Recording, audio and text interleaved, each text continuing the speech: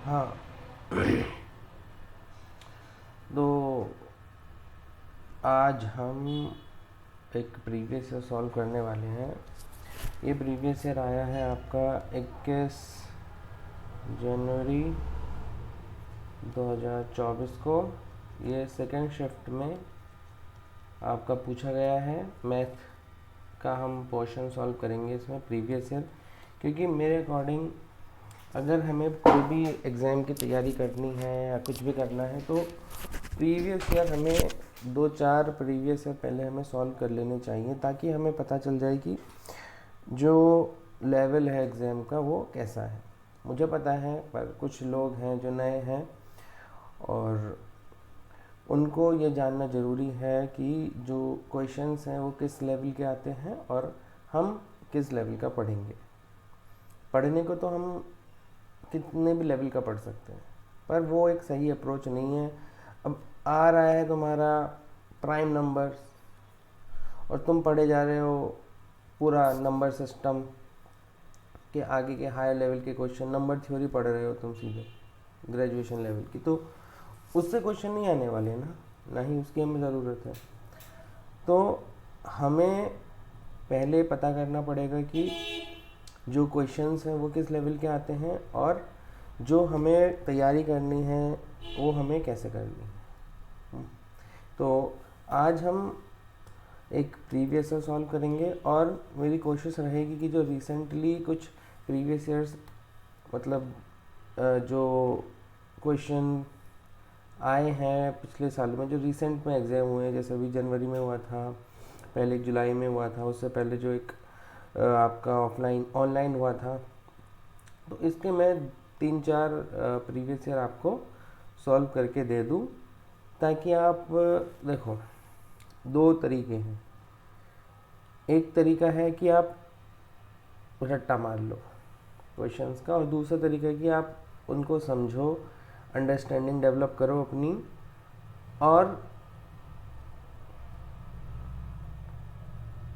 और कुछ क्वेश्चंस ऐसे होते हैं ना कि जो आपने पढ़े हो ना पढ़े हो, पर आपके अगर अंडरस्टैंडिंग डेवलप है उस बारे में, तो आप उसको ऐसे ही क्वेश्चन को कर जाओगे। तो मेरा मेन मोटिव ये है कि आपके अंदर वो अंडरस्टैंडिंग, वो कैपेबिलिटी डेवलप हो कि आप जो कभी पढ़ा नहीं है क्वेश्चन, इसमें पेडागोजी भी आती है और मैथ भी आती है, तो अभी हम दोनों चीज़ों को लेके चलेंगे। थोड़ी थोड़ी मैं पेडागोजी और उसके पीछे की जो हम रीजनिंग है, जो हमारा माइंडसेट है, जो हम डेवलप करना चाहते हैं इसको करने के लिए, वो डेवलप हो। और बाकी जो मैथ के थोड़ी सी चीज़ें हैं, जिस तरह से हमें क्वेश्चन को सॉल्व करना होता है, जिस तरह से उसको अटेम्प्ट करना होता है, हम वो भी कर सकें। ठीक, तो इसलिए मैं 2-3 या 4 प्रीवियस ईयर सॉल्व करूँगा और कोशिश होगी कि आप इसको अच्छे से देखें और उसके बाद ये खुद से सॉल्व करें। ठीक, तो अभी हम आगे का सॉल्व करते हैं। ये मैथ का पार्ट देखिए। क्वेश्चन फर्स्ट, मैं हिंदी इंग्लिश दोनों भाषाओं में पढ़ाऊँगा, पर मेनली फोकस हम रखेंगे कि बायलैंग्वेज ही हो, है ना। ठीक है। Which of the following statement is correct, कि कौन सा इसमें से सही है। जो नॉर्मल टर्म्स हैं वो हम इंग्लिश में ही बोलेंगे, बाकी जो थोड़ा डिफिकल्ट है उसको हम हिंदी में भी देख लेंगे। पहला है कि 1 is both a prime and a composite number, कि भाई 1 जो है वो प्राइम नंबर भी है और कंपोजिट नंबर भी है। तो आपको पहले पता होना चाहिए कि प्राइम नंबर क्या होता है। प्राइम नंबर वो नंबर होता है कि जिसको हम 2 ही नंबर से भाग दे सके, वो पूरा सिर्फ 2 नंबर से भाग जाए उसकी, एक तो अपने आप से, एक तो वो खुद हो गया, और एक हो गया 1 से। मान लीजिए एक x एक नंबर है जो प्राइम नंबर है, तो x अपने आप को भी भाग दे और 1 उसको भाग दे। इन दोनों के अलावा और कोई तीसरा नंबर ना हो जो उसको भाग दे पाए पूरी।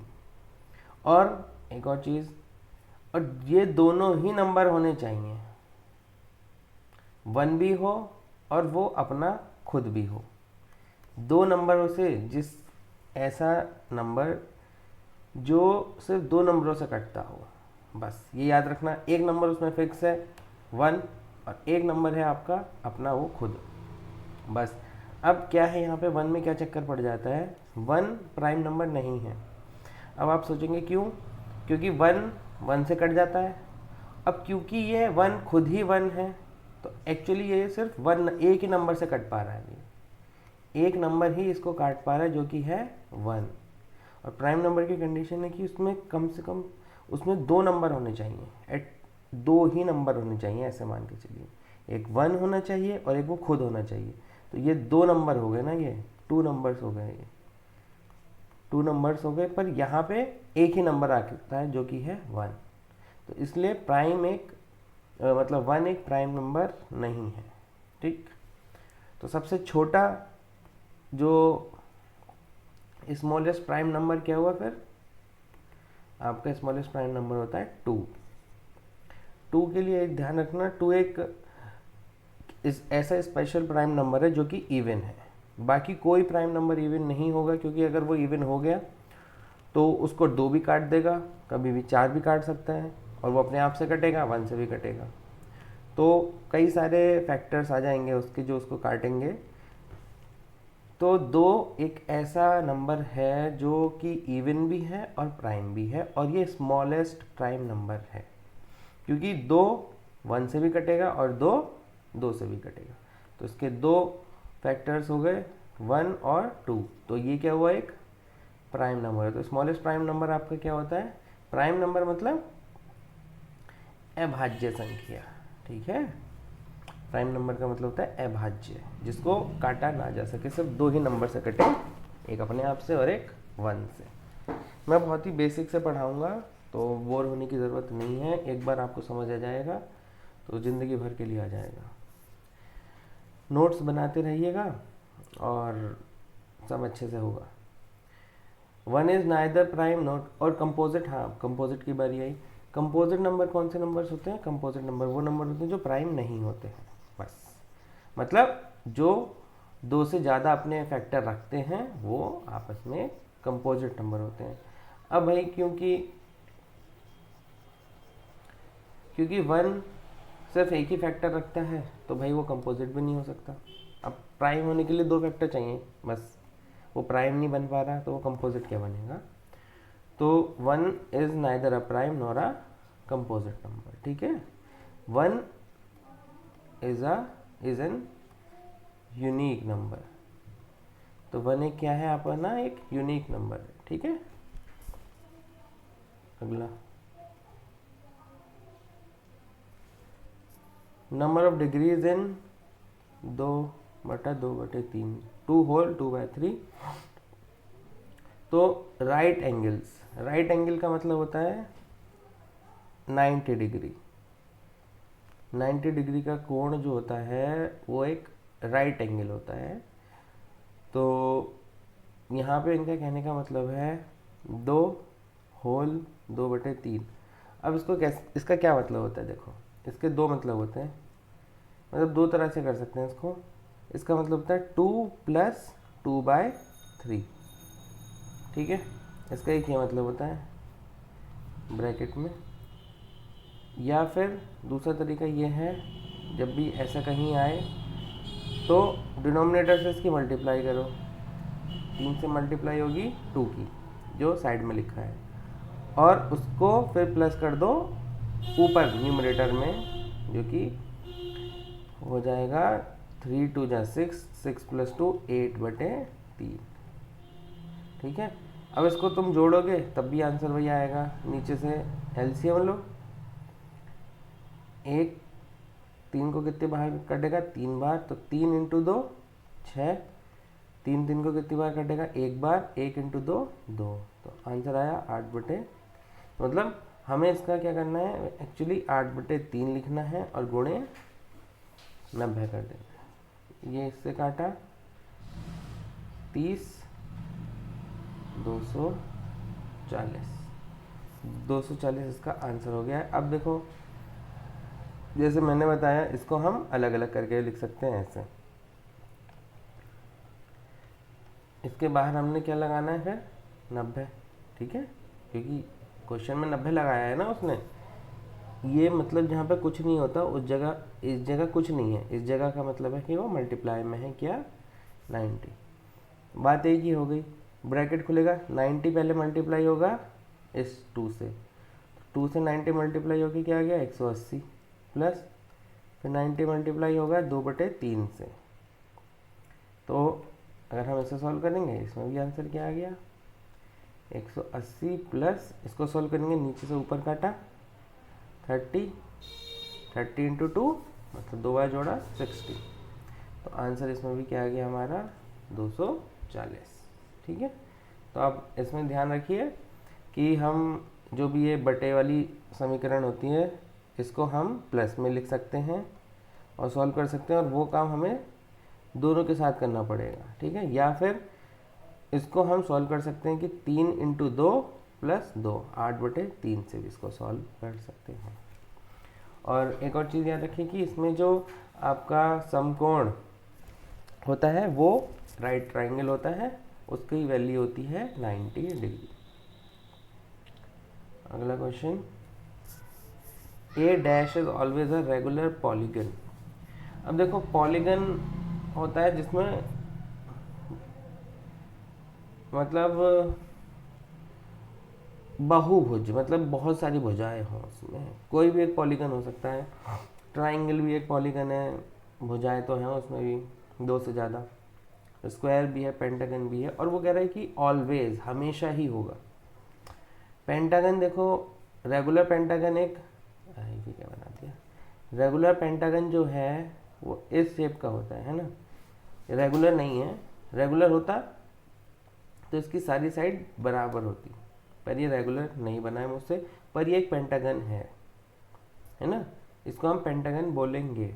अगर इसकी सारी जो भुजाएं हैं वो बराबर होती तो उसके आगे एक रेगुलर, ठीक है, और लग जाता शब्द।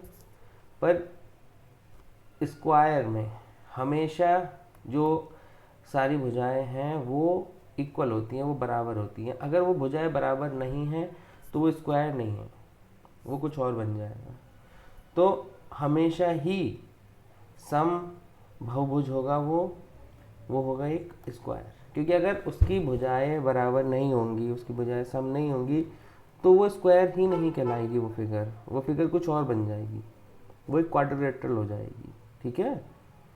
तो जो एक स्क्वायर है उसके बनने की कंडीशन ही रेगुलर है, ये मतलब उसकी सारी भुजाएं इक्वल है। रेगुलर का मतलब होता है कि जो वो फिगर है उसकी सारी साइड इक्वल है, ठीक है।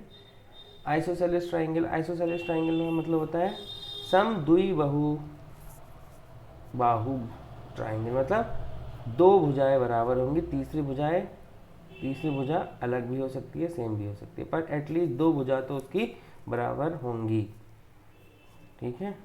2 भुजाएं ये वाली, ये अलग होगी वाली भुजा। सर्किल में तो भुजाएं ही नहीं होती हैं, ठीक। अगला, a parcel sending rate are given below, मतलब एक जो पार्सल है उसको भेजना है किसी को, तो मीना को भेजना है पार्सल अपनी दोस्त चारू को, जो कि दिल्ली में रहती है, और पार्सल का वजन है 350 ग्राम, ठीक है। अब जो पार्सल की कंपनी है, अगर आप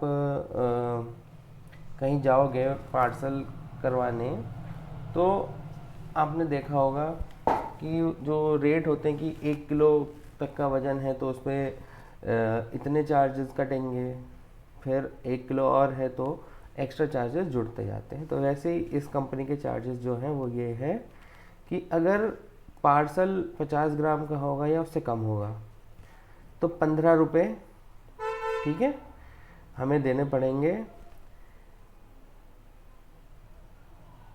और 50 ग्राम अगर उसके ऊपर होता है तो 7 रुपये हमें अलग से और देने पड़ेंगे, ठीक है। तो 15 रुपये तो पहले 50 ग्राम के लिए देने हैं, कितने रुपए 15 रुपये, और अगर और 50 ग्राम जोड़ना है तो हमें कितने रुपए और जोड़ने पड़ेंगे, उसमें 7 रुपये और जोड़ने पड़ेंगे। तो उसका तरीका क्या है कि पहले ही उसमें से 50 ग्राम, क्योंकि 350 ग्राम का है, अगर इसमें से भी हम पहले ही 50 ग्राम घटा लें, जिसके लिए हमें देने हैं कितने रुपए, 15 रुपये, ठीक है। अब बचा कितना, अब बचा हमारा 300 ग्राम। अब जो भी आगे का 300 ग्राम, जो भी आगे का 300 ग्राम है, जो कि 50-50 है ना, उसको हम भाग काट लेते हैं 50-50 के भागों में। तो कितने बार पे आएगा, 6 बार, है ना। तो अब इन सब 50 ग्राम के लिए हमें कितने रुपए देने हैं एक्स्ट्रा, 7 रुपये। तो हर 50 ग्राम के लिए अब हमें कितने देने हैं, 7 रुपये, ठीक है।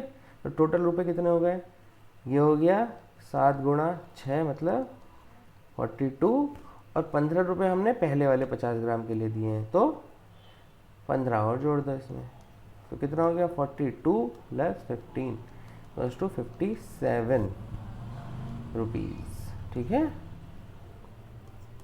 ये आंसर हो गया। अब ये वाला क्वेश्चन पढ़िए।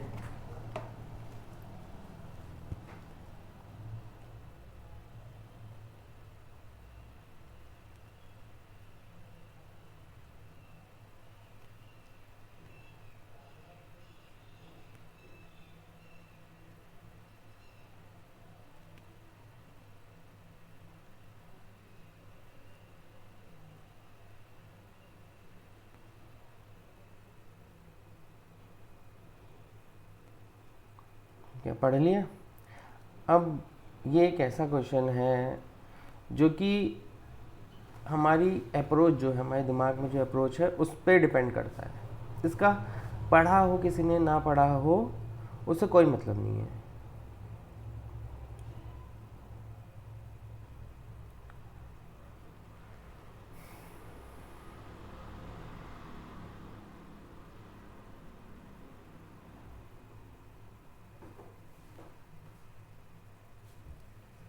देखो इंग्लिश, चलो हिंदी में, इंग्लिश में पढ़ लेते हैं या हिंदी में पढ़ लेते हैं। गणित के शिक्षण में विभिन्न प्रकार के तरीकों के लिए निम्नलिखित में से कौन सा सत्य नहीं है। पहली बात है नहीं है, ठीक है, ठीक है। गणित के लिए कौन सा तरीका सही नहीं है। अब ऐसे क्वेश्चन में जो कि सही नहीं है, तो जो स्ट्रॉन्ग वर्ड्स हैं, जैसे हैम्पर है, वो नहीं कर सकता, ऐसे जो वर्ड्स हैं वो मेनली वही गलत होते हैं। तो यहाँ पे हम पहले वो वर्ड ढूंढ लेते हैं कि किस ऑप्शन में ऐसा कोई शब्द आ रहा है जो नहीं है, जो स्ट्रॉन्ग वर्ड है कि ये होता ही होता है, या ये हो ही नहीं सकता, या इसमें रुकावट आती है, या ऐसा कुछ। तो हमेशा वही आंसर होता है, क्योंकि वो सही नहीं होता है। जैसे जो भी है ये तरीका, विभिन्न प्रकार के तरीके, मतलब मल्टीप्लिसिटी ऑफ अप्रोचेस, मतलब कि विभिन्न जो भी हम किसी कॉन्सेप्ट को समझाने के लिए लगाते हैं। इस तरह के विकल्प प्रस्तुत करने से बच्चों को उस उपागम का अवशेषण करने और उपयोग करने का अवसर मिलता है जो उसके लिए सबसे स्वाभाविक और आसान हो। ये सही बात है कि अगर हम अलग अलग तरीके से पढ़ाएंगे, किसी कॉन्सेप्ट को समझाएंगे, तो बच्चा उस कॉन्सेप्ट को समझेगा जो उसके लिए सबसे आसान हो और उसके लिए सबसे कॉमन हो, उसके लिए स्वाभाविक हो, ठीक है। वह स्कूली गणित को एक ही सही उत्तर देने की परंपरा से मुक्त होने के लिए महत्वपूर्ण है। अब देखो मैथ में ये कहा जाता है कि भाई इसका आंसर एक ही होगा, इसका तरीका एक ही होगा, कई बार हमने सुना है, पर ज़रूरी नहीं है कि मैथ में या कहीं भी किसी क्वेश्चन को सॉल्व करने का सिर्फ एक ही तरीका हो। बच्चे अपने दिमाग से अगर कोई और तरीका निकालते हैं या कहीं और सीख के वो निकालते हैं तरीका, तो हमें उससे, अगर वो तरीका सही है और उससे आंसर सही आ जाता है, तो हमें उसको एक्सेप्ट करना चाहिए। तो ये बात सही है कि और एक तरीके से मुक्त होने की जो परंपरा है उससे वो मुक्त हो जाते हैं। ऐसे बहुत बार होता है कि एक समस्या का समाधान करने के कई तरीके हों। हाँ बिल्कुल, कई तरीके होते हैं, तभी तो एक तरीके से मुक्त हो पाते हैं। यह बच्चे के अधिगम में बाधा डालता है क्योंकि वह भ्रम की अगुवाई करता है। मतलब देखो, फिर बाधा डालता है, तो यही इसी शब्द को हमने पकड़ना है कि भाई वो बाधा क्यों डालेगा, वो तो हमें एक और डिफरेंट फ्लेवर्स दे रहा है। अगर कोई आइसक्रीम पार्लर आपको बहुत सारे फ्लेवर देता है कि ये ले लो ये ले लो, तो वो आपके लिए वादा नहीं है, वो आपके लिए चॉइसेस हैं कि आप कौन सी आइसक्रीम चूज़ करो। तो ये ऑप्शन इसमें गलत है, ठीक है। अब देखो, according to National Curriculum Framework 2005 which of the following processes are least relevant in a primary mathematics classroom. तो जो सबसे मतलब कम है ना, सबसे कम रूप से प्रासंगिक है, थोड़ी हिंदी तो प्रासंगिक है मतलब जो सबसे कम हमें यूज़ करना चाहिए, मतलब वो सही नहीं है एक टाइप से। तो वो क्या हो सकता है, वो मेमोराइजेशन हो सकता है। मेमोराइजेशन जहाँ भी शब्द आएगा वो मान के चलो वो गलत है, एक नेगेटिव वर्ड है पढ़ाई के लिए, ठीक है। तो उन्होंने पूछा था सबसे लीस्ट मतलब वही सबसे कम या फिर नहीं टाइप में ही है, तो ये मेमोराइजेशन कि हमें उनको रटना नहीं है किसी फॉर्मूले को। अगला, ठीक है, which of the following statement are most appropriate for the idea of cognitive conflict in teaching mathematics. देखो, गणित शिक्षण में संज्ञानात्मक संघर्ष के विचार के लिए निम्नलिखित में से कौन सा कथन सबसे उपयुक्त है, ठीक है। कि भाई जो हम कॉग्निटिव कॉन्फ्लिक्ट मतलब कि जैसे हमने एक टॉपिक दिया, फिर उसको ही हमने दूसरे तरीके से बोल दिया, है ना।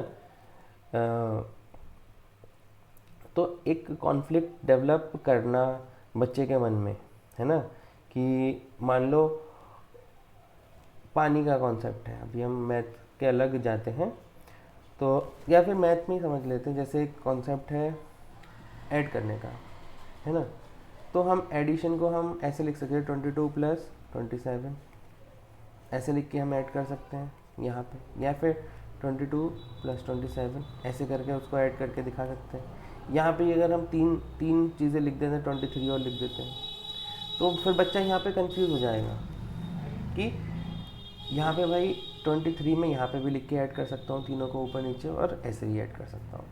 तो एक कॉन्फ्लिक्ट डेवलप हो जाएगा उसके मन में कि यार मैंने तो ये तरीका पढ़ा है, या फिर मैंने तो ऐसा तरीका पढ़ा है कि पहले मुझे 23 ऐड करना है 22 में, जो आंसर आएगा 45 में फिर मुझे आगे का ऐड करना है 27। ये कॉन्फ्लिक्ट डेवलप हो गया उसके मन में कि भाई मैं इन तीनों को सर मैं कैसे करूँगा कि ये मैं तीनों को सर एक साथ जोड़ दूँ, आंसर सेम आएगा, या फिर मैं ऐसे रख के कैसे करूँगा, ये जो साइड में एकदम लेटा के रखे हैं। तो ये एक कॉन्फ्लिक्ट डेवलप हो गया उसके दिमाग में। तो ये एक इसके बारे में हमें बताना है कि ये एक कैसा है, कि ऐसा तरीका ये जो हम करते हैं ये एक सही है या जो भी है। इसके आगे 3 सेंटेंस पढ़ते हैं कि उसमें से हमें बताना है कि जो सबसे उपयुक्त है। Thoughtful effort of a teacher to expose children to a cognitive conflict can enhance their mathematical understanding. हाँ, क्योंकि करना हमें सिर्फ यूनिट डिजिट का ही जोड़ है, जो इकाई की संख्या है पहले उसी को जोड़ना है, चाहे कैसे ही जोड़ें। तो हाँ बिल्कुल, अगर हम उनको ऐसे कॉन्फ्लिक्ट देते हैं कि जिसमें हम एक चीज़ बोलते हैं फिर दूसरी चीज़ बोलते हैं, तो उनके लिए ये जो थॉट है उनके वो विकसित होंगे, वो और डाइवर्स होंगे। तो बिल्कुल ये एक सही बात है। It is not useful for promoting mathematical understanding. मतलब ये यूज़फुल नहीं है भाई, क्यों यूज़फुल नहीं है, ये तो और अच्छी चीज़ है, इससे अलग अलग तरीके अभी पढ़ा था ना, मल्टीप्लिसिटी ऑफ अप्रोच, ठीक है, मतलब अलग अलग अप्रोच डेवलप होंगी, तो ये चीज़ सही नहीं है। ये सेंटेंस चिल्ड्रन गेट कन्फ्यूज सो कॉग्निटिव, मतलब वो कन्फ्यूज हो जाएंगे बच्चे। नहीं, कन्फ्यूज क्यों होंगे, बच्चों को और मज़ा आएगा कि एक चीज़ को करने के कई तरीके होते हैं, उसको हम कई तरह से शो कर सकते हैं। तो यहाँ पे पूछा था मोस्ट अप्रोप्रिएट, मतलब जो सबसे सही है, यानी कि इसमें फर्स्ट वाला। विच of the following statement is most appropriate, फिर से मोस्ट, ये ध्यान रखना हमेशा, नॉट का और मोस्ट का, ठीक है, उसको अंडरलाइन कर लिया करो अगर वो हाईलाइटेड नहीं होता है तो। जो सबसे सही हो, use of teaching learning material in mathematics classroom, time for practice, ठीक है, कंज्यूम टाइम फॉर प्रैक्टिस, मतलब कि अगर हम TLM यूज़ करते हैं तो बच्चों को जो समय मिलता है प्रैक्टिस करने का क्वेश्चन वो कम हो जाएगा। सेंसलेस बात है ये, तो ये सही नहीं है। ठीक है, देखो ऐसे ही हमें स्ट्रॉन्ग सेंटेंस पकड़ने हैं। वो कह रहा है, वो फिजूल की बात कर रहा है, एकदम इसका कोई सेंस नहीं है, तो ये आंसर हो ही नहीं सकता। ठीक, student do not enjoy riddles and, मतलब जो पजल्स हैं वो इन्जॉय नहीं करेंगे बच्चे। ऐसा हो सकता है कभी? कौन होगा इस दुनिया में जो रिडल्स को इन्जॉय ना करे? अगर हम उसके लेवल की रिडल दे रहे हैं, पजल्स दे रहे हैं उस इंसान के लेवल की, तो वो ज़रूर इन्जॉय करेगा। तो ये भी एक सेंसलेस बात है।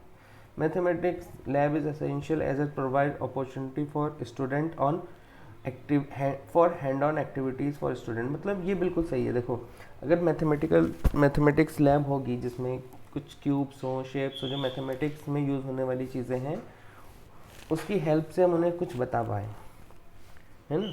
अगर एंगल का ही कॉन्सेप्ट ले लीजिए, अलग अलग टाइप के एंगल होते हैं, अगर उनको हम एक स्केल से, दो स्केल रख के अलग अलग एंगल बना के दिखाएं, तो वो उनको ज़्यादा समझ आएगा। तो ये एक अभी तक सही बात है। ठीक है, अभी तक। अगला पढ़ते हैं। Charts are used in mathematics class as an effective teaching learning material. Chart का क्या ही करना है, चार्ट बना दिया, या बुक में लिखा हो या चार्ट पे लिखा हो, तो वो इफ़ेक्टिवली हम उसको यूज़ नहीं कर पाएंगे। तो इन दोनों में हमें जो सबसे अच्छा सेंटेंस है वो है थर्ड वाला, वो चूज़ करना है।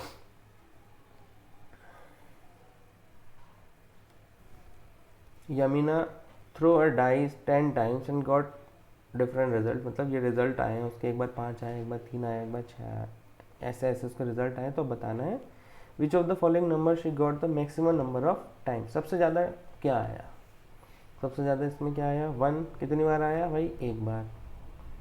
5 कितनी बार आया, 1 2, 2 बार। 6 कितनी बार आया, 1 2, ये भी 2 बार आया। 3 कितनी बार आया, 1 2 3, ये आया 3 बार। तो सबसे ज़्यादा कौन सा आया, 3। ऐसे आसान आसान क्वेश्चन आते हैं, कोई भारी नहीं आता है कुछ। विच of the following is true for word problem in school mathematics.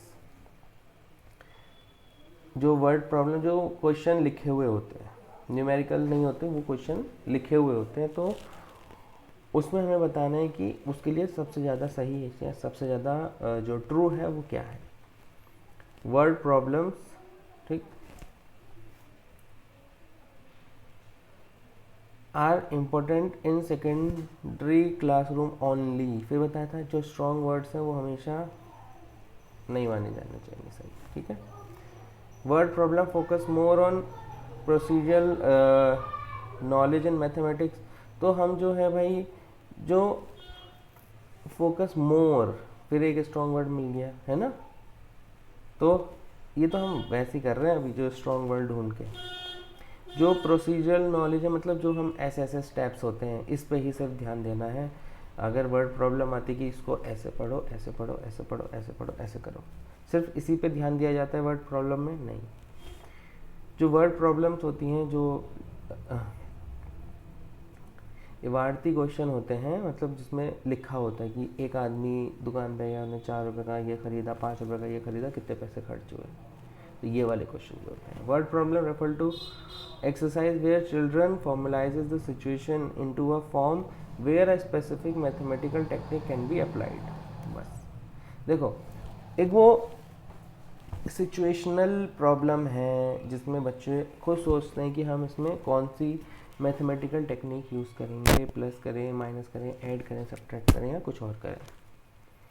तो ये अभी तक का ठीक ठाक आंसर है। अगला पढ़ते हैं। Word problems are not examples of mathematical modelling.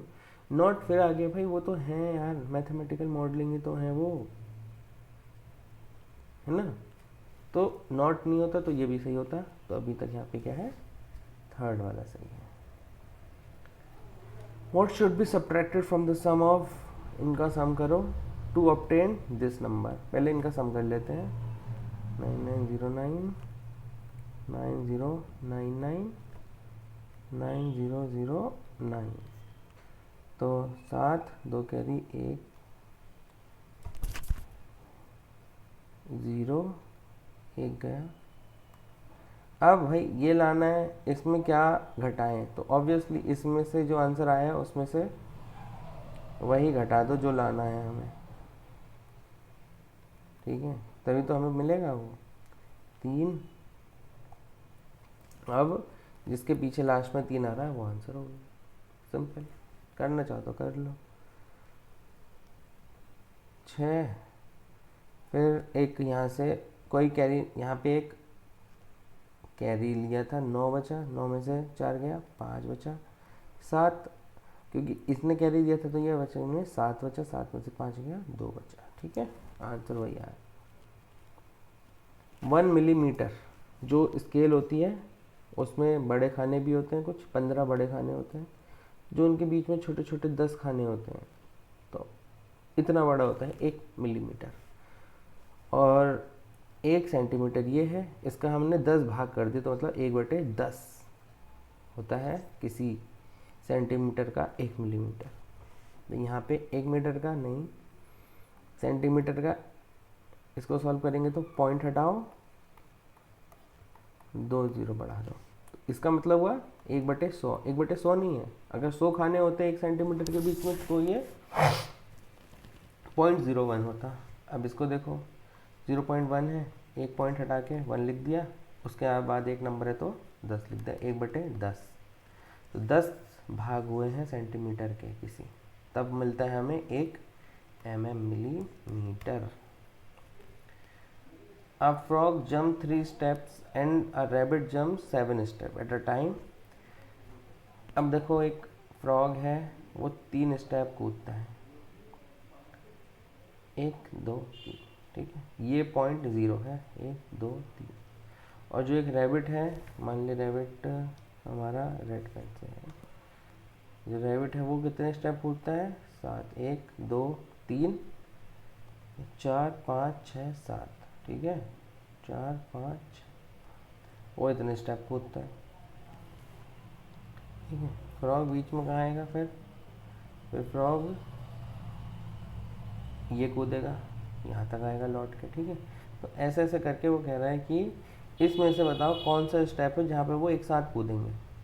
मतलब साफ है, जो 3 से भी विभाजित होगा और 7 से भी विभाजित होगा, वही तो होगा। जैसे 21वां स्टेप होगा, 21वां स्टेप में जो है भाई वो 7 से भी विभाजित होगा, तो उसका आंसर 3 आएगा, और वो 21 3 से भी भाग, उसका आंसर 7 आएगा। तो फ्रॉग 7 बार कूद चुका होगा और जो रैबिट है वो 3 बार कूद चुका होगा, पर जो 21वां स्टेप है उस पर वो दोनों आएंगे एक साथ, ठीक है। अब वैसे हमें इनमें से बताना है कि भाई इनमें से किस पे हमें दोनों एक साथ मिलेंगे। साफ है बात, जो 3 से डिवाइड होगा और जो 7 से डिवाइड होगा वही आंसर होगा। तो 3 से विभाग करने का तरीका है चेक करने का, इनका जो डिजिट का सम होता है वो 3 से डिवाइड हो रहा हो, जो कि हो रहा है 18 पहले का, और 7 का तरीका कुछ ऐसा खास नहीं है, तो इसको हम सीधा डिवाइड कर लेते हैं। इससे गया ये 5 बचा 2 28, 28 गया 4।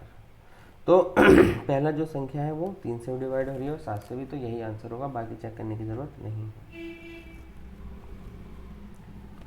देखो, विच of the following is the least appropriate to develop conceptual understanding regarding the relationship of ones, tens, hundred in a early grade age। देखो, जो स्टार्टिंग में हमें वंस का, इकाई का, दहाई का, सैकड़े का जो, ठीक है, रिलेशन है जो कि 10 के गुणा में होता है, उसे समझाने के लिए सबसे अच्छा तरीका नहीं है। तो मेरे अकॉर्डिंग तो जो मनी है वो सबसे अच्छा तरीका नहीं है, क्योंकि अबेकस में भी अलग अलग नंबर होते हैं कि 10 गिनो फिर एक आगे का बढ़ा दो, फिर 10 गिनो, मतलब वो 10 के भाग गुणा में ही चल रहा है। प्लेस वैल्यू चार्ट, मतलब उसमें भी बता सकते हैं कि भाई ये वाली वैल्यू 1 है, ये वाली वैल्यू 10 है, ये वाली वैल्यू 100 में है, ठीक है। तो डेनिस ब्लॉक भी एक क्यूब्स टाइप होता है जिसमें स्ट्रक्चर होते हैं, ठीक है, बने हुए हैं, तो उसमें भी नीचे का स्ट्रक्चर यूनिट, फिर टेंस, फिर ऐसे करके हो जाता है। तो पैसों में ऐसा कोई कॉन्सेप्ट नहीं होता भाई कि 1 के बाद 10 ही आएगा, क्योंकि उसके बाद 5 भी आता है पैसे में देखा जाए तो, फिर 10 के बाद 20 आएगा, 20 के बाद चलो वो सही है, 20 के बाद 50 आ गया, ये सब 100 तक नहीं गया ना, 10 के बाद 100 आना चाहिए, तो 20 आ गया, 50 आ गया बीच में। तो बच्चे इसमें कंफ्यूज हो सकते हैं, तो मनी मेरे ख्याल से ये सही होगा। How many packets of 1/12 kg salt can be made from 7 whole 2/1/2 kg, मतलब इतना सारा नमक है, उसमें से हमें 1/12 किलो के पैकेट बनाने हैं। तो मान लो सिंपल है, देखो 100 किलो मान ले नमक है, ठीक है, 100 किलो, उसमें से हमें एक मतलब मान लो आधा किलो के पैकेट बनाने हैं, ठीक है। तो कितने पैकेट बनेंगे, सिंपल है, सबको पता है 200। कैसा है 200? 100 को भाग दिया हमने 1/2 से। अब ये याद रखना A/B/X/Y है। अगर हम एक भिन्न को दूसरे भिन्न से भाग देते हैं तो जो बाहर है उनकी आपस में मल्टीप्लाई हो जाती है, और जो अंदर है उसकी आपस में मल्टीप्लाई हो जाती है भिन्न के फॉर्म में ही। y आ जाएगा B/X आ जाएगा। अब सॉल्व कर दो, तो यहाँ पे क्या है, 100 के नीचे 1 है और भाग दे रहे हैं हम उसको 1/2 से, मतलब सॉरी 1/2 से। तो क्या होगा, 100 की मल्टीप्लाई 2 से, 1 की मल्टीप्लाई 1 से, तो 100 गुणा 2/1 गुणा 1, जो कि आंसर दिया हमें 200, ठीक है। वैसे ही हमें इसमें भी करना है। बताया था इसको करने का तरीका, 2 की मल्टीप्लाई 7 से प्लस 1, 15/2, भाग देंगे हम किससे, 1/12 से। इसकी मल्टीप्लाई इससे, 1 की मल्टीप्लाई 2 से, आंसर आया 15 गुणे 12 2 गुणे 1, ठीक। तो 2 से 12 गया, 6 बारी, 15 छक्के 90, तो आंसर आया 90, ठीक है। 90 पैकेट बन जाएंगे। Revisiting which of the following will best demonstrate this concept. देखो कोई बच्चा है वो इसको गलत करता है, वो 26 गुणा 5 को लिखता है, 5 की मल्टीप्लाई 6 से करके 30 लिख देता है, 5 की मल्टीप्लाई 2 से करके 10 लिख देता है, जो कि गलत है। वो बता रहे हैं कि आप इसको कैसे बताओगे भाई, क्या सही तरीका होगा बताने का। हम उसको बोलेंगे कि भाई कैरी लो, कि जब आपने 2 की मल्टीप्लाई 6 की मल्टीप्लाई 5 से की तो आंसर आया 30, तो आप इसका एक कैरी लो, ठीक। तो कैरी को ये लोग या बोरो को ये लोग बोलते हैं रीग्रुपिंग, तो हमें उसको रीग्रुपिंग का कॉन्सेप्ट बताना पड़ेगा। कैरी या बोरो नहीं बोलते हैं ये लोग, तो रीग्रुपिंग बोलते हैं। विच of the following is related too early number concept formation. तो हमें जो अर्ली नंबर के कॉन्सेप्ट है वो कैसे बताने होंगे, हमें ऑपरेशन, बेसिक ऑपरेशन होते हैं प्लस माइनस, है ना, गुणा भाग, ये बेसिक ऑपरेशन होते हैं मैथ के। तो हमें पहले यहाँ तक नहीं पहुँचना है, पहले हमें 1/1 एकाकी संगति के अकॉर्डिंग, मतलब कि भाई बेस अर्ली नंबर कॉन्सेप्ट है कि एकाकी संगति मतलब एक एक नंबर करके पढ़ाना है, 1 2 3 4, और हायरार्कियल इंक्लूजन मतलब पदानुक्रमिक, मतलब कि एक जो नंबर है ये इसके 1 प्लस होता है, ये इसका 1 प्लस होता है। या फिर कोई बड़ा नंबर है, मान लो 12 है, तो वो 12 10 प्लस 2 से बना है, कि ये इसका पद बड़ा है, धीरे धीरे ये आगे बढ़ा है, हमें उसे ऐसे समझाना पड़ेगा, ठीक है। तो ए और बी से सीधे गुणा भाग नहीं करनी है उसके साथ। National NEP 2020 knowledge of India, which of the following is not included. तो फिर से वही फॉर्मल एक औपचारिक एक नेगेटिव शब्द है, तो हमेशा ऐसे ही आंसर होंगे। फील्ड विजिट एक अच्छा शब्द है, ठीक है, ये गलत शब्द है, तो ये आंसर होगा क्योंकि नॉट पूछा है। नॉलेज ऑफ एंशिएंट इंडिया बिल्कुल सही होनी चाहिए, ये भी एक अच्छी चीज़ है। ट्राइबल नॉलेज होनी चाहिए, बिल्कुल होनी चाहिए। इंडिजीनियस नॉलेज होनी चाहिए, मतलब जो हमारे विभिन्न विषय हैं उनके बारे में जानकारी होनी चाहिए, हमारे जो स्वदेशी हैं इंडिजीनियस चीज़ें हैं उनके बारे में पता होना चाहिए। तो ये सब अच्छी चीज़ें हैं, तो ये नॉट में नहीं आएंगी। वैल्यू इसको सॉल्व करने के लिए क्या लगाएंगे, इसमें डिवाइड है, मल्टीप्लाई है, माइनस है, तो सिंपल बोर्ड मास का नियम लगेगा। बोर्ड मास में पहले डिवाइड, अभी इसमें ब्रैकेट और मल्टीप्लाई ऑफ नहीं है, तो divide, multiply, add, subtract. Add subtract हम एक साथ भी कर सकते हैं, ठीक है। बताऊंगा कैसे। और डिवाइड मल्टीप्लाई हमें एक साथ करना है। ऐड सब्ट्रैक्ट अलग अलग घर बना देते हैं, और मल्टीप्लाई डिवाइड आपस में उस घर के अंदर लड़ाई कर सकते हैं। जैसे 3 5, एक घर ये बन गया, माइनस ने इससे बनाया 35 भाग 5, फिर माइनस ने एक ये घर बना दिया। ये घर अलग अलग कर दिए, माइनस और प्लस घर को अलग अलग कर देते हैं, और मल्टीप्लाई और डिवाइड उन घर बने हुए घरों में आपस में लड़ लेते हैं। बस ऐसे याद रखना हमेशा। अब इसकी मल्टीप्लाई हम, क्योंकि ये घर एक घर है, ये आपस में लड़ेंगे, ये आपस में लड़ेंगे भाई, ये आपस में लड़ेंगे।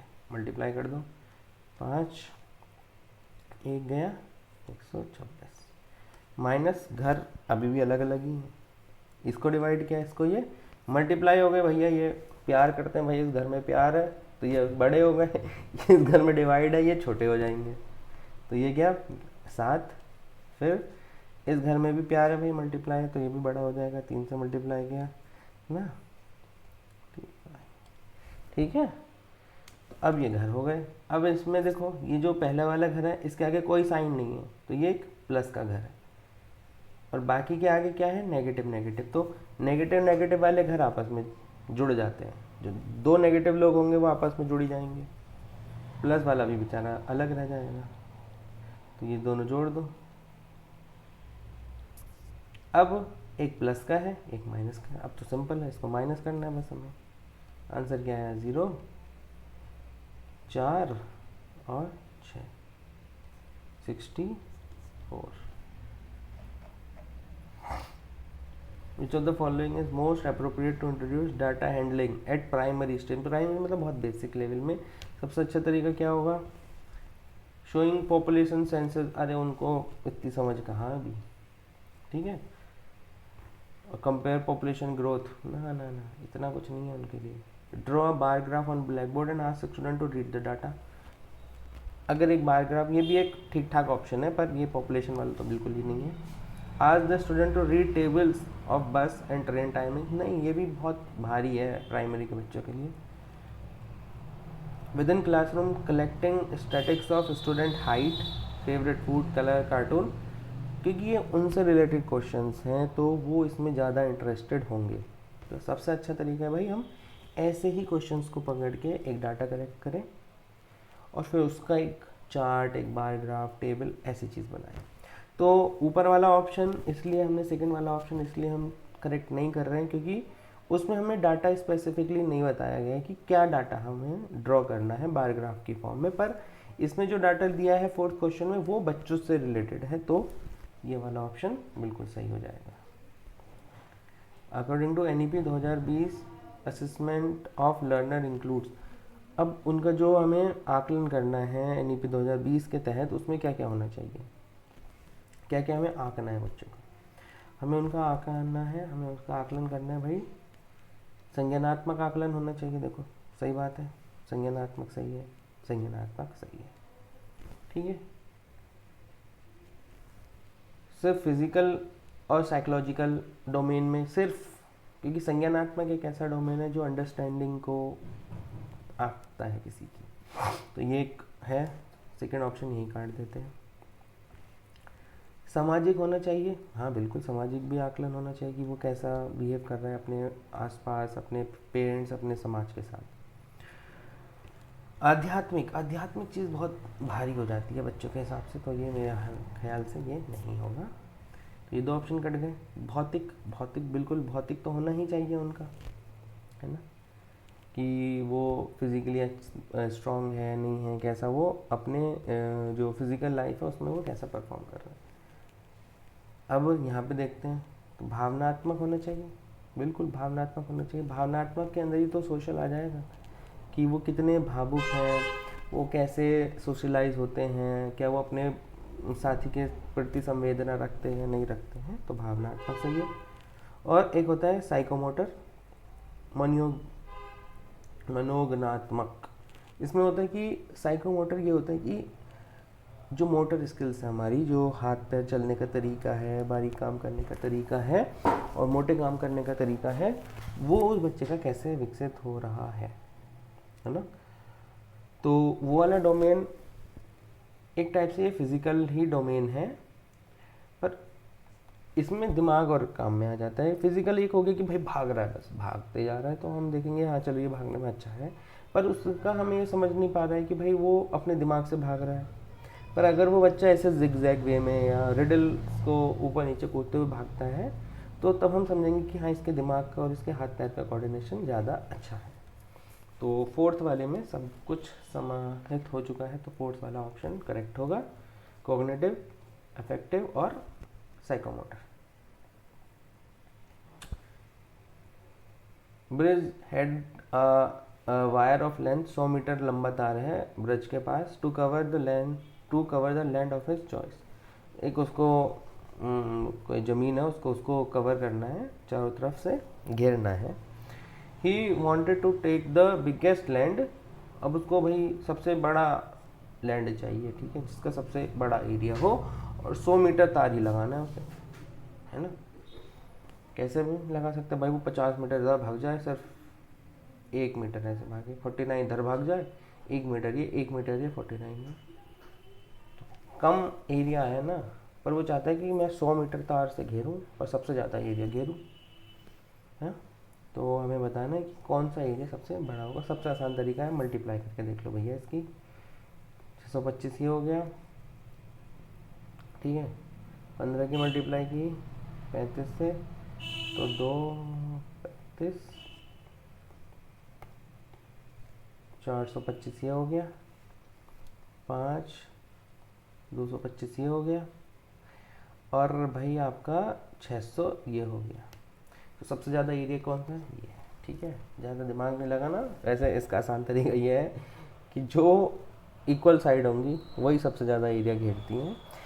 अगर ट्राइंगल में भी ये याद रखना, अगर 3 ट्राइंगल हैं जिनका पैरामीटर मतलब उसकी परिधि बराबर है, तो उस ट्राइंगल का एरिया सबसे ज़्यादा होगा जिसकी तीनों साइड बराबर होगी।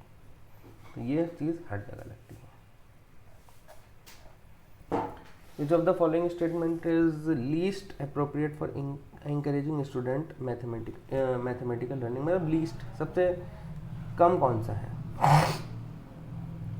तो mathematics learning is not gender specific, बिल्कुल, तो एक सही बात है, जेंडर स्पेसिफिक नहीं है भाई, लड़का लड़की बराबर है, कोई भी मैथ सीख सकता है, इसमें कोई दिक्कत नहीं है कि लड़कियों को नहीं आता लड़कों को आता है, ऐसा कोई बात नहीं है, ठीक है।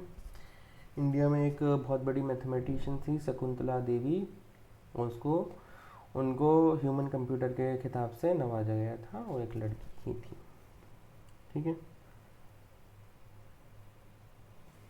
तो discourage intuitions as it hamper, फिर आगे एक नेगेटिव वर्ड, ये बाधा डालता है भाई, इसको हमें फोकस रखना है। नेगेटिव में हैम्पर से मतलब ये सही हो सकता है। Failure does not employee that student can not do mathematics, मतलब ये भाई एक बार फेल हो गया तो उसका ये मतलब नहीं कि बच्चे को मैथ आएगा ही नहीं, सेंसलेस बात है ये, ठीक है। इससे क्या इंकरेज होगा कोई बच्चा, ठीक है भाई, उसको आ सकता है, ये ज़रूरी नहीं है कि वो एक बार फेल हो गया तो कभी आएगा ही।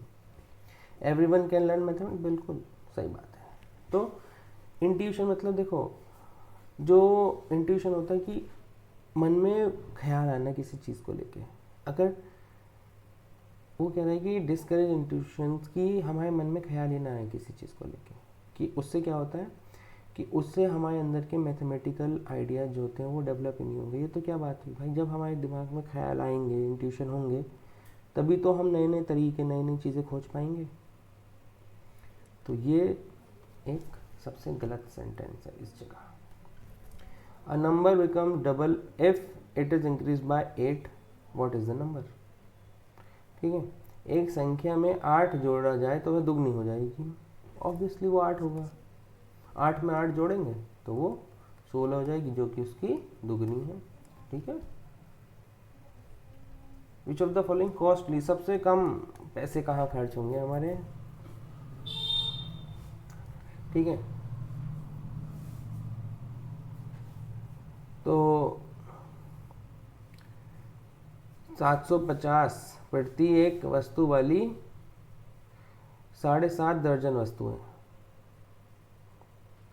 ठीक है, हमें 7.5 दर्जन सामान खरीदना है और जिसमें एक आइटम की जो रेट है वो है 750 रुपये। सोचो, पहले तो हमें एक दर्जन में 12 गुणे 7.5, ठीक है, कितना हो गया 15/2, 90 गुणा 750, बहुत सारा आंसर आएगा। 75 दर्जन गुणा 12 गुणा 15/2, 6, इसमें आंसर आया 75 गुणे 90, ठीक है। दूसरे वाले में अगला वाला है 75 पैकेट चाहिए, तो 75 गुणे 750, जब एक चीज़ 750 की है तो, ठीक है, तो ये हो गया 75 गुणे 750, थर्ड वाला। फोर्थ वाला क्या है, 75 पैकेट है और एक का रेट कितना है भाई, 7.5 रुपये। इसको एक काटा, कितना हो गया ये 215। तो अब देख लो खुद ही, सबसे ज़्यादा कम किस में हो रही मल्टीप्लाई,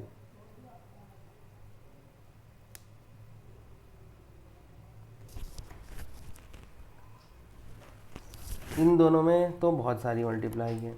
इसमें एक बार चेक कर लेते हैं, 0 का 0, 4 कैरी 9 7, ये है आपका सेकंड वाला, ठीक है। और एक हो गया आपका फोर्थ वाला, उसमें देख लेते हैं आंसर कितना आएगा।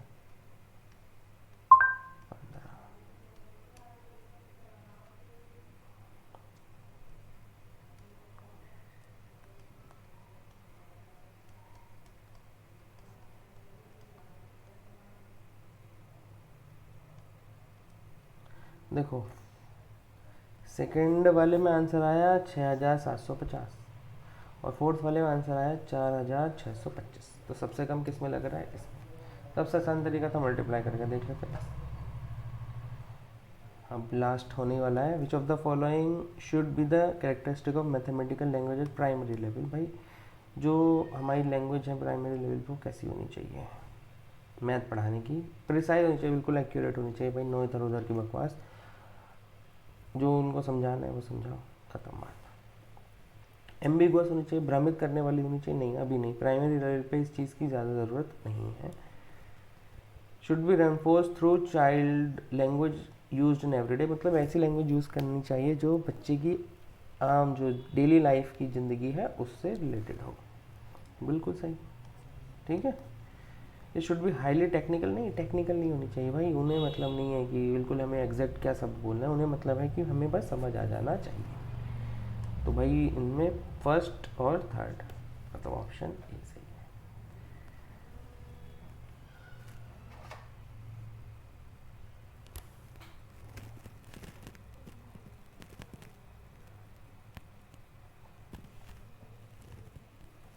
Which aspect of evolution is used when a teacher ensures that test made by her fulfills the objective and criteria of the test। ठीक है, जो हम टेस्ट बनाते हैं उसमें कुछ क्राइटेरिया होते हैं कि वो कैसा कैसा होना चाहिए। रिलायबल होना चाहिए कि भाई हर बार अलग अलग जगह पे हम कर रहे हैं तो उसका आंसर चेंज ना हो। कंसिस्टेंट होना चाहिए, सेम बात है कि जो आंसर हमें प्राप्त हो रहा है वो कंसिस्टेंट रहे कि भाई किसी कोई हमने टेस्ट बनाया, जैसे अलग अलग टेस्ट होते हैं, है ना, तो उस टेस्ट का रिजल्ट चेंज ना हो बार बार, ठीक। तो objective and expect evolution use by to ensure the test made by her fulfil the objective and criteria. तो जो सारे क्राइटेरिया और ऑब्जेक्टिव फुलफिल कर रहा है वो चीज़ क्या होगी, वो वैलिडिटी है कि भाई वो वैलिड है, वो टेस्ट जिस काम के लिए वो यूज़ हो रहा है वो उस काम को वैलिडेट कर रहा है, उसके लिए वैध है, ठीक है। प्रैक्टिकलिटी, तो व्यवहारिकता, हर टेस्ट की व्यवहारिकता अलग अलग होती है। ये पैटर्न है, हमें इसका अगला नंबर बताना है। 1 के बाद 8 आया, 8 के बाद 27, 34, 125, 64 सॉरी। तो ये क्यूब है, 1 का क्यूब, 2 का क्यूब, 3 का क्यूब, 4 का क्यूब, 5 का क्यूब और अब आएगा 6 का क्यूब और 7 का क्यूब। 6 का क्यूब 212 216 और 7 का क्यूब 43, 343। ठीक है। सेकेंड, तो ये ऐसे पैटर्न है, आपको पकड़ने पड़ेंगे, ये भी सिखाऊंगा मैं। इसमें हमें क्यूब मिला है, कहीं स्क्वायर मिल सकता है, कहीं क्यूब और स्क्वायर मिल सकता है, कहीं कुछ भी मिल सकता है।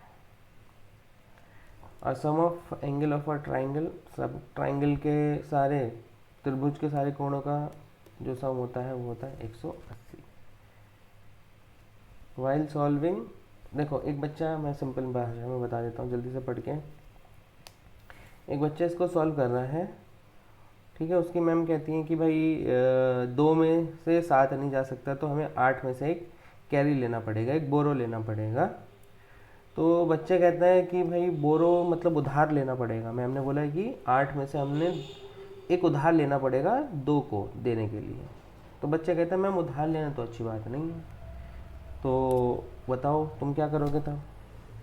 Teacher show tell to student focus on learning the algorithm of subtraction. वो कहते हैं कि अरे ऐसे ही होता है भाई, ऐसी की याद कर लो, ये कर लोगे नहीं।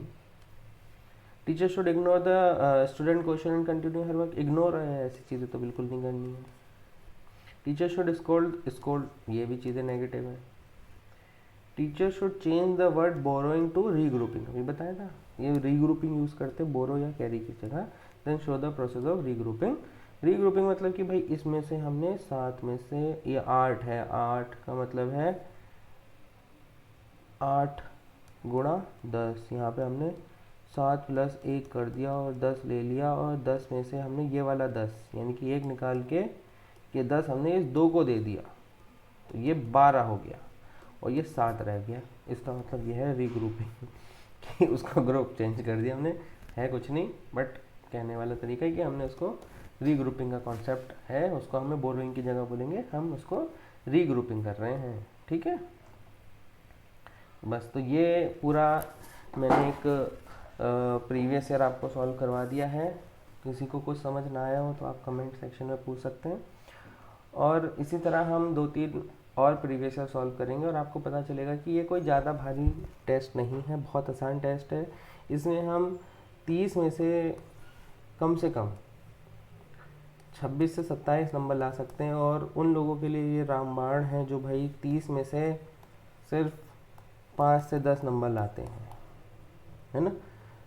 आपको 15 से 20 नंबर का फ़ायदा हो जाएगा अगर आप 90 क्रॉस नहीं कर पा रहे हैं, आप 80 पे अटक जाते हैं, आप 75 पे अटक जाते हैं, 85 पे अटक जाते हैं। आप सोचो आप मैथ में 15 से 20 नंबर एक्स्ट्रा ले आओगे, 90 क्या 95 - 20 भी कर दो, 75 नंबर भी ला रहे हो ना बाकी के 120 क्वेश्चनों में से, तब भी आपका सिलेक्शन, अब भी आप कट ऑफ पार कर जाओगे। 120 में से 75 नंबर ही लाने हैं फिर आपको, बस सोचो एटलीस्ट जितने आपके आए जाते होंगे।